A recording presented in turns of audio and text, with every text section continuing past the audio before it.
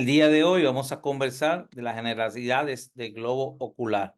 Dentro de la topografía debemos saber que el globo ocular no es una esfera verdadera, debido a que tiene dos aperturas, una por delante que es la córnea y una por detrás que es por donde se produce la salida del nervio óptico. Un ojo adulto tiene un diámetro anteroposterior de aproximadamente de 23 a 25 milímetros y un diámetro transversal medio de aproximadamente 24 milímetros, siendo más largos en pacientes miopes y más cortos estos diámetros en pacientes hipermetros. El aparato dióptrico del globo ocular lo componen lo que es la córnea, que es un lente que aporta aproximadamente 43 a 44 dioptrías prismáticas al globo ocular. También está compuesto por el humor acuoso, que es el líquido refringente que baña toda la cámara anterior, así como es el cristalino, que es un lente biconvexo positivo, el cual aporta los 20 dioptrías prismáticas al poder dióptrico del globo ocular. Y también otro medio refringente compuesto en un 98, un 99% de agua y el resto en colágeno, helunato, entre otros, que le da una forma de gel tipo viscosa, es el humor vítreo. Topográficamente, el globo ocular tiene tres cámaras. Una cámara anterior, el cual es un espacio que media entre la córnea y el iris, que es esta parte marrón que podemos ver acá. La otra, una cámara posterior, que es el espacio que media entre la cara posterior del iris y la cámara anterior del cristalino. Y una cámara vítrea, que es el espacio entre la superficie posterior del cristalino y la retina, siendo el mayor compartimiento del globo ocular. También está dividido en dos segmentos. Un segmento anterior que comprende a su vez la cámara anterior y la cámara posterior. Y un segmento posterior que comprende, aparte de la cámara vítrea, la retina, que es lo que nos permite ver, porque aquí está ocupada la mácula y la fobia, que es donde se proyecta gran parte de la imagen. También la uvia y la parte posterior de la esclera, que es esta parte blanca que vemos a continuación. Dentro de los defectos refractivos tenemos dos defectos primarios conocidos como la miopía, que ya le habíamos dicho que es causa del aumento del diámetro del globo ocular, en donde estos pacientes van a ver mejor de cerca y más mal de lejos. Y en su refracción utilizan lentes cóncavos que son negativos, lo cual le ayudan a proyectar la imagen en la mácula del ojo. Por lo general, un miope, a tener mejor visión de cerca, es un buen lector, muy buen estudiante, de una personalidad tímida, ya que su zona de confort es de cerca y no necesariamente está pendiente a lo que lo rodea. Mientras que el hipermétrope es una persona que ve mal de cerca, pero bien de lejos. Es una persona que utiliza un lente biconvexo para proyectar la imagen en la retina, y este paciente es un paciente deportista, un paciente altamente sociable, y este paciente por lo general no se le van bien los estudios debido a que tiene una dificultad para ver de cerca y puede leer poco. Cabe destacar que el miope tiene en su concepción de los lentes mayor grosor en la base y su vértice más delgado, y eso lo coloca en el lente conocido como fondo de botella. A diferencia de hipermétrope, que su grosor está dado en el centro y no en la base. Existe un tercer defecto que no tiene que ver con el tamaño del globo ocular, sino con la curvatura de la córnea, conocido como el astigmatismo. Sí puede existir un astigmatismo miópico o un astigmatismo hipermétrope, pero en un solo ojo no puede existir miopía y hipermetropía juntas. Sí podemos tener un ojo miope y un ojo hipermétrope, y esto se conoce como anisometropía. A continuación, vemos que la luz viaja desde la Tierra, viaja desde el Sol hacia la Tierra a una velocidad de 300.000 kilómetros por segundo, debido a que la Tierra y el Sol mantienen una distancia de 150 millones de kilómetros, es decir, 100 veces el diámetro del Sol. Entre los rangos del espectro visible que puede ver un ser humano está entre 380 y 780 nanómetros. Esto es lo que denominamos luz y lo que permite ver los colores, unos colores que podemos ver tipo arcoíris. Otras especies del planeta pueden ver otro tipo de espectro más amplio y pueden ver una luz infrarroja, gamma, beta, etcétera, etcétera. Dentro de las túnicas del globo ocular, este está compuesto por 3 túnicas: una túnica fibrosa, una túnica vascular y una túnica nerviosa.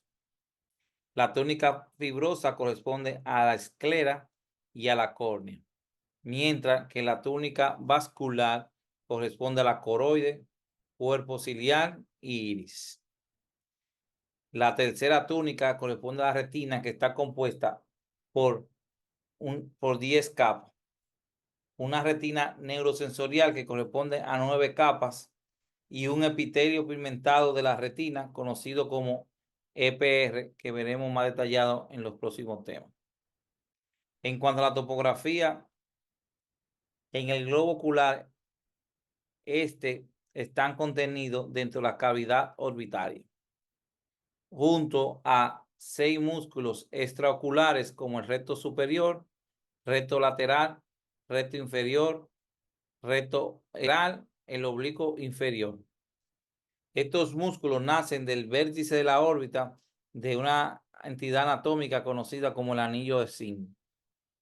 También algunos textos, como la literatura americana, agrega un séptimo músculo extraocular porque se origina del mismo vértice, que es el elevador del párpado. El elevador del párpado. Y cabe destacar que el oblicuo inferior es el único músculo extraocular que no nace del vértice de la órbita, sino del piso de la órbita, el oblicuo inferior. En la cavidad orbitaria también están contenidas las grasas, que son almohadillas que facilitan el desplazamiento del globo ocular en sus movimientos. También podemos encontrar el ganglio ciliar y el nervio óptico en su porción intraorbitaria. La lágrima o película lagrimal, como se conoce, también es un accesorio externo del globo ocular, y esta está compuesta por 3 capas. De lo superficial a lo profundo se organizan como una capa lipídica, que es la capa externa, una capa acuosa, que es la mayor proporción, que es la capa media, y una capa mucosa o mucinosa, que es la capa interna. La capa lipídica, que es la más externa, se encarga de evitar la evaporación de la película lagrimal. Es surfactante, la cual permite la extensión de la película lagrimal y evita el rebosamiento de las lágrimas al aumentar la tensión superficial. Esta capa, la película lagrimal, es mantenida por las glándulas de meibomio que se encuentran en el tarso del párpado y la glándula de Zeiss. Está compuesta por fosfolípidos colesterol y triglicéridos. Es donde el colesterol se une a la capa acuosa gracias a una proteína. En cuanto a la capa acuosa, que es la capa media, es la mayor capa, se encarga de suministrar oxígeno atmosférico al epitelio corneal. Tiene actividad antimicrobiana con proteínas como la IgA, lisozima, la toferrina, y esta elimina desechos y productos nocivos. Así que proporciona una superficie óptica lisa a la córnea frente a irregularidades mínimas que mantiene el epitelio corneal. Esta está producida por las glándulas lagrimales, así como la accesoria de Warfarin y Krauss, que contienen agua, electrolitos y proteínas disueltas. Tenemos también una tercera capa, que es la mucosa o mucinosa, que es una capa interna de la película lagrimal, cuya función principal es la lubricación, y también que la capa mucosa mucinosa es mantenida por las células caliciformes conjuntivales. Esta lo que hacen es que se mantenga adherida a la superficie del epitelio. El globo ocular, sus quinta sexta partes posteriores corresponden a la esclera y un sexto de la parte anterior corresponde a la córnea. Este es un dibujo temático donde podemos ver que el número 4 corresponde a la córnea. El número 7, que es esta entrada aquí, corresponde a la pupila. El 9 corresponde al iris. El número 5 al cristalino. El número 8 a las zónulas o los cables que sostienen al cristalino, que son conocidos como zónulas. El número 10 tenemos el cuerpo ciliar. El número 11 es el vitrio, que está contenido en el segmento posterior. El número 1, aquí podemos ver la capa más externa que corresponde a la esclera. También tenemos la túnica vascular, que corresponde a la coroide, y internamente la retina. El número 6 corresponde a la mácula y el número 12 al nervio óptico. Es importante tener esto en cuenta para fines de examen. Dentro de las generalidades que podemos mencionar es que la córnea es el elemento refractor más importante del globo ocular, ya que aporta, como dijimos al principio, 43 dioptrías prismáticas al poder dióptrico del globo. Es transparente, avascular, o sea, no tiene ningún vaso sanguíneo, convexa y sumamente inervada por la primera rama del trigémino. Esta también se alimenta por delante de la lágrima y por detrás se alimenta del humor acuoso. Tiene un radio de curvatura de 8 milímetros, tiene 0.5 de espesor en su centro y alrededor de 1 milímetro hacia la periferia. Está compuesta por 5 capas corneales, que conocemos como el epitelio, la membrana de Bowman, el estroma, que es la capa más grande de la córnea, la membrana de Semet y endotelio. Hubo en una ocasión un investigador recientemente que trató de registrar lo que es la capa de Duat, pero todavía está en discusión y para fines de estudio nos mantenemos con las 5 capas mencionadas anteriormente. Aquí podemos ver que mediante una tinción de fluoresceína se observa cómo este paciente presenta células muertas en el epitelio debido a que la tinción de fluoresceína suele impregnarse donde hay deficiencia del epitelio. Esto lo usamos cuando tenemos pacientes que acuden a la emergencia con caída de algún tipo de solución, sea ácido o álcalis. Luego seguimos con la primera capa de la córnea, que es conocida el epitelio, también llamada epitelio anterior de la córnea, el cual es un epitelio plano, estratificado, no queratinizado, que le permite la transparencia, compuesto por un conjunto de 5 a 7 capas de células unisónulas ocluyentes, donde las células basales de este epitelio se caracterizan por ser cilíndricas, que son estas basales. Las células medias son cúbicas y las células más externas son planas. Aquí puede haber histocitos errantes, macrófagos, linfocitos y melanocitos pigmentados, incluyendo células de lángena que sirven de protección para la córnea. Basales, estas uniones pueden existir hemidesmosoma, que es la que le permite la unión y la sustitución del epitelio. El epitelio tiene la bondad de que frente a una agresión, estabilizarse y ser sustituida por células nuevas alrededor de 24 a 72 horas. Tenemos lo que es la membrana de Bowman.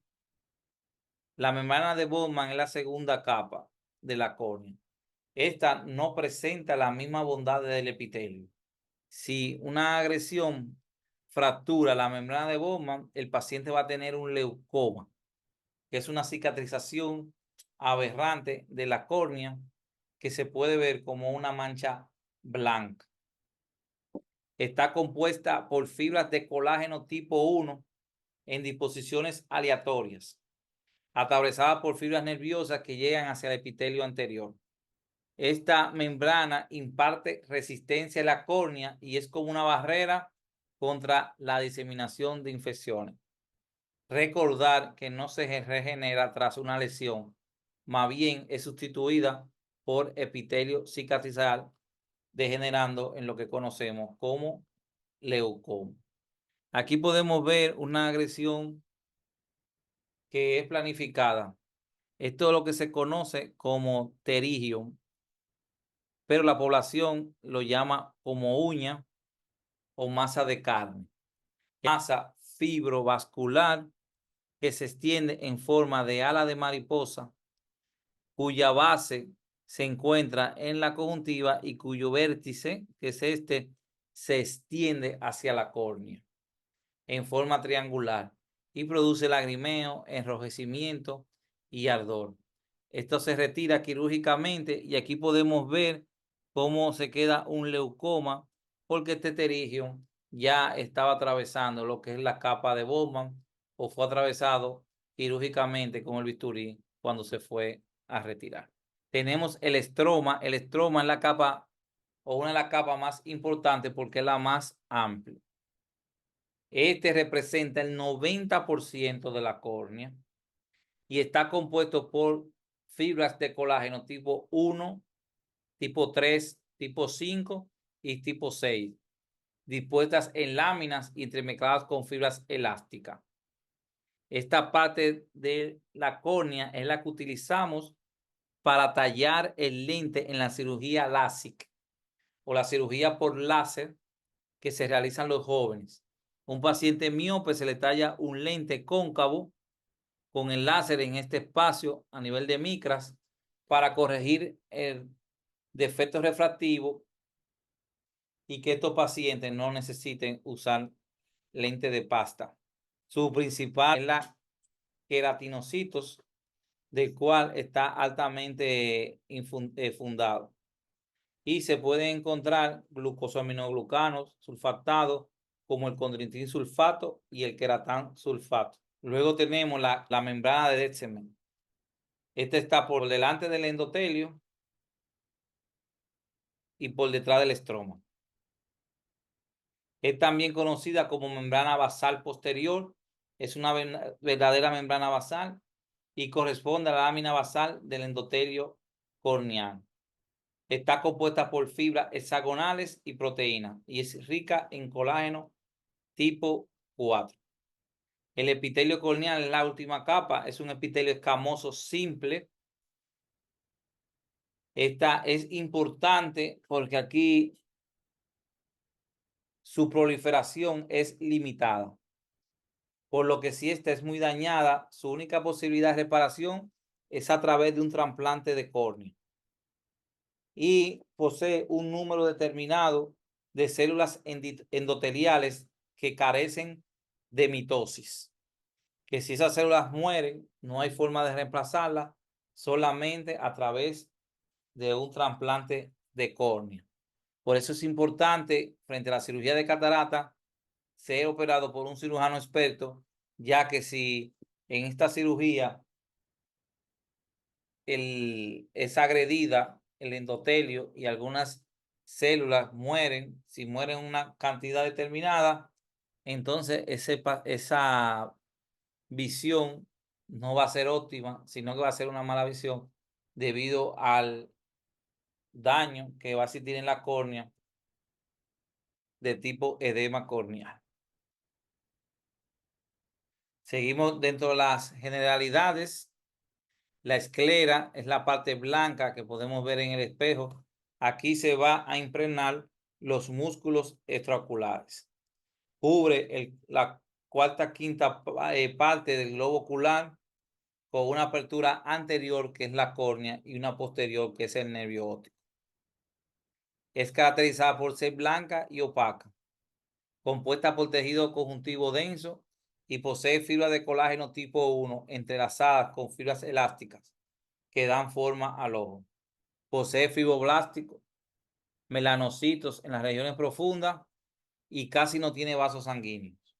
Está constituida por 3 capas. La epiesclera, que es la más externa. La esclerótica, propiamente dicha, o cápsula de Tenon, compuesta de fibras de colágeno gruesas, fibroblastos y gran cantidad moderada de sustancia fundamental.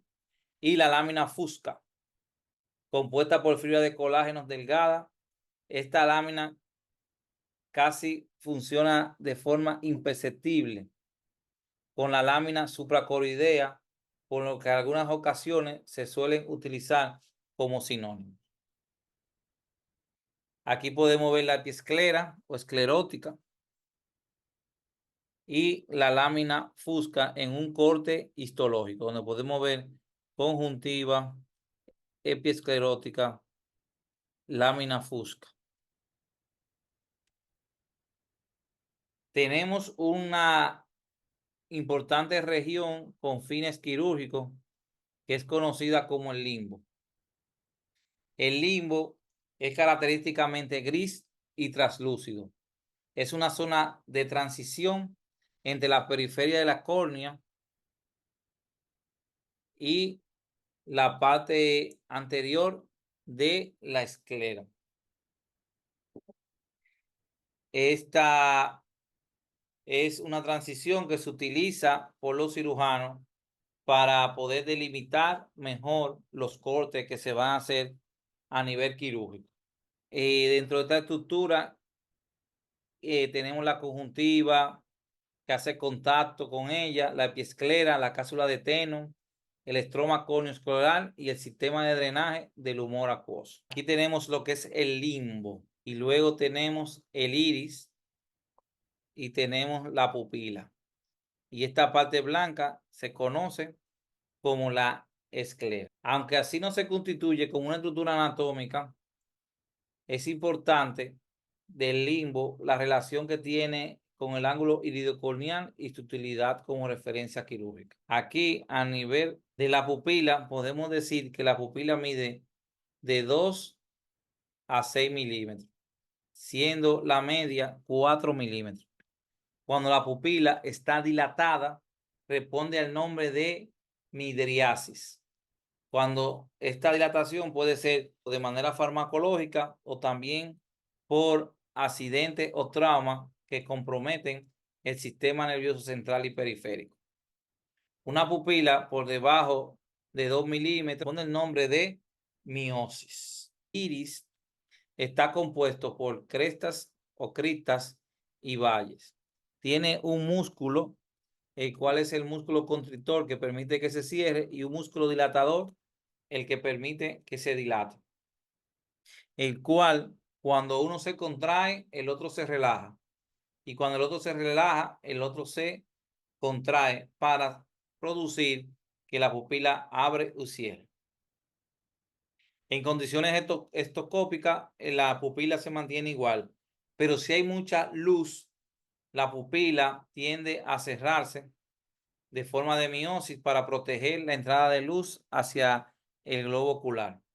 Si hay poca luz, la pupila tiende a abrirse, lo que se conoce como midriasis, para poder tener mayor visión o campo. La cámara anterior está delimitada por delante por la córnea, como vimos en la primera diapositiva, que sería esto aquí, y por detrás por el diafragma del iris y la pupila. Está bañada por el humor acuoso. La profundidad de la cámara anterior es variable, pero se entiende que en ojo en metro de un adulto normal, la cámara anterior mide 3 milímetros de profundidad. El ángulo de la cámara anterior es la unión de la córnea, como podemos ver, y el iris. Este sería el ángulo. Y aquí vamos a encontrar estructuras como la línea de Schwaber, el canal de Schlemm, que es este aquí, el espolón escleral y el borde anterior del cuerpo ciliar. Y una estructura sumamente importante que es la malla trabecular, donde se 30% del humor acuoso, conocido como la vía convencional, mientras que el otro 10% del humor acuoso se drena mediante una vía úveo-escleral, la cual se conoce como la vía no convencional. El humor acuoso se produce en el cuerpo ciliar, el cual tiene dos partes, un pigmentado y un no pigmentado. El humor acuoso se produce a razón de 2 a 3 microlitros por minuto en el epitelio no pigmentado. Y el recambio total del humor acuoso se puede producir en 90 minutos. Aquí podemos ver el cuerpo ciliar, las zónulas, que son estas que sostienen al cristalino. Aquí podemos ver un diagrama donde se puede ver en la proximidad del limbo esclerocorneal la vertiente interna del ángulo iridocorneal, donde encontramos una red de tejido que recibe el nombre de malla trabecular. La misma es esponjosa, circular, de tejido conectivo tapizado por trabeculocitos que gozan de propiedades contráctiles y fagocíticas. Aquí podemos ver la córnea, el iris, y en la base tenemos el ángulo, donde vamos a poner el canal de Schlemm y la malla trabecular. El cuerpo ciliar aquí se produce el humor acuoso, donde hace un recorrido de posterior, atraviesa la pupila y se va por la malla trabecular en un 90% y un 10% por la vía úveo-escleral. Este es el cristalino, que es un lente de 20 dioptrías prismáticas que está sostenido por zónulas. Cuando la imagen lo atraviesa, si el cristalino es totalmente transparente, pasa sin ningún problema, pero cuando está opacificado o cambio de coloración, recibe el nombre de catarata. El nombre de catarata fue puesto debido a que en una catarata la espuma se ve blanquecina, y así podemos ver en los pacientes terminales ya de catarata, donde se ve todo totalmente blanco. El vitrio, que se encuentra en la cámara posterior, ocupa el 4/5 del volumen del globo ocular. Es transparente y muy importante en el metabolismo del tejido intraocular.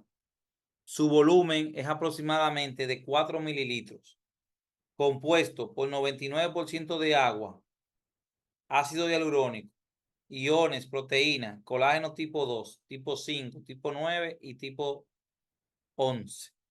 Se adhiere a la retina en la base del vitrio, que se extiende 2 milímetros por la hora serrata y 4 milímetros por detrás. Esta es la hora serrata, esta parte marrón que vemos ahí, que es la parte donde la retina ya va haciendo la conversión para volverse cuerpo ciliar y parte de la estructura del iris. En cuanto a la retina es una estructura fina y transparente que se forma a partir de sus capas. esta va a tener 10 capas. El epitelio pigmentado de la retina, los fotorreceptores, donde vamos a encontrar los conos, que son estos que tienen forma de cono, y los bastones, que tienen forma de bastones. Tenemos la membrana limitante externa, una capa nuclear externa, plesiforme interna, nuclear interna, plesiforme interna, células ganglionares y las fibras nerviosas. La retina se divide en una retina neurosensorial y una retina que es la primera capa del EPR, la cual hacen 10 capas. Cuando esta retina, sus fibras nerviosas, sus axones, salen, se convierte en lo que es el nervio óptico, que es el segundo par craneal. Y de lo que veremos durante toda la parte de oftalmología, que está el tercer par craneal, que es el nervio motor ocular común. Tenemos el sexto par craneal, que es el motor ocular externo. Veremos el patético o troclear, que es el cuarto par craneal. El séptimo par craneal, que es el facial. El nervio óptico, que es el segundo par craneal. Y el trigémino, cuya primera rama es la que inerva abundantemente la córnea. El nervio óptico tiene varias composiciones.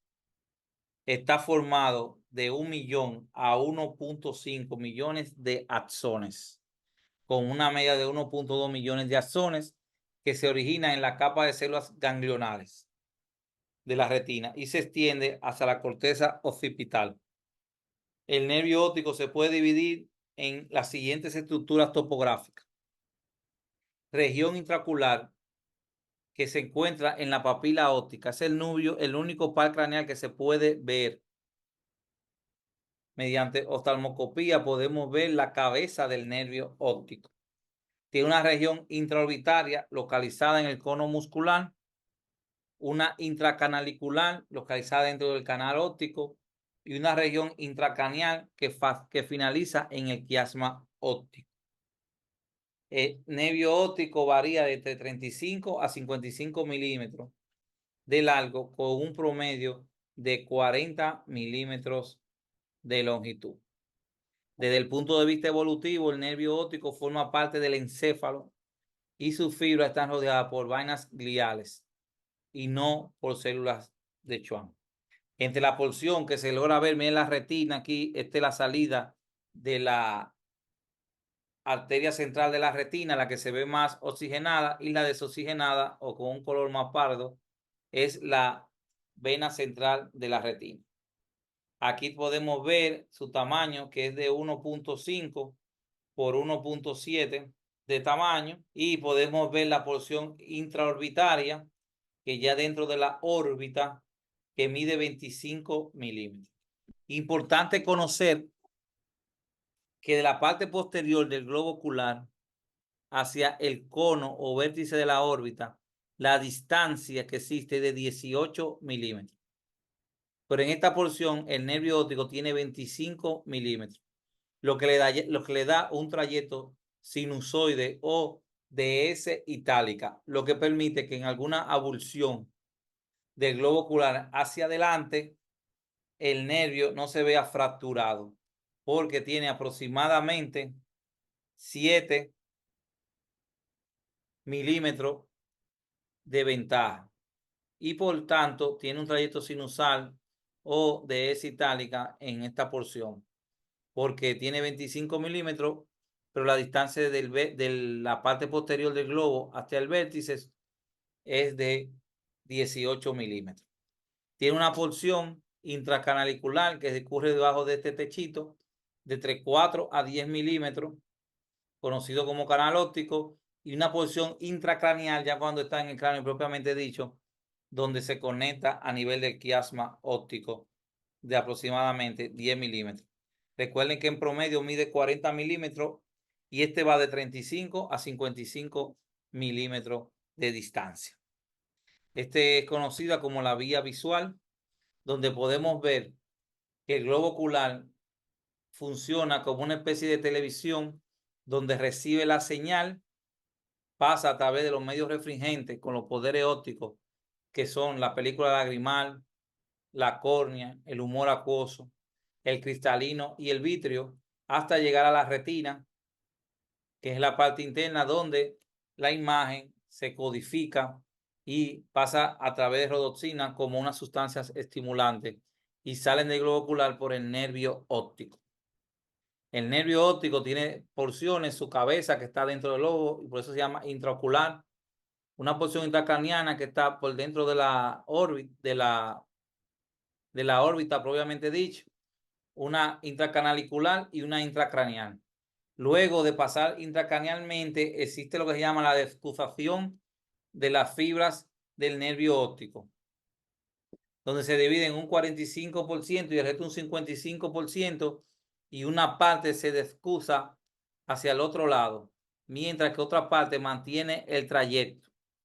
Y aquí es que la imagen que viene invertida se pone derecha para su procesamiento en el área 17-18, en la fisura calcarina, donde está la corteza visual.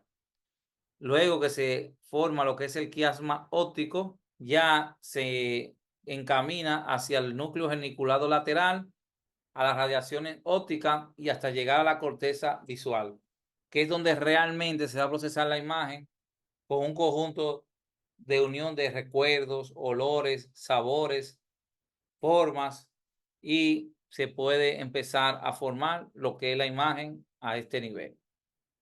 Muchas gracias. Con esto concluimos lo que es nuestro primer encuentro.